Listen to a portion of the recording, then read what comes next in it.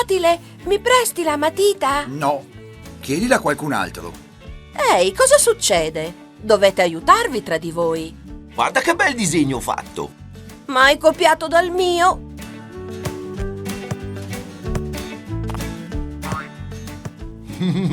Sei caduto, sei caduto. Anche al parco giochi si continua a litigare, così ognuno se ne va per conto suo.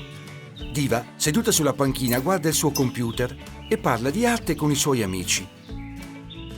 Anche gli altri minicuccioli sono davanti al computer e per connettersi usano dei nomi di fantasia. Olly un giorno riceve un invito a una mostra di quadri da parte di Tigrotto99, un suo amico virtuale. Che bello! Devo invitare i miei amici virtuali a visitare questa mostra. Pape 12, Pand 12, Koala 18, Atleta 2.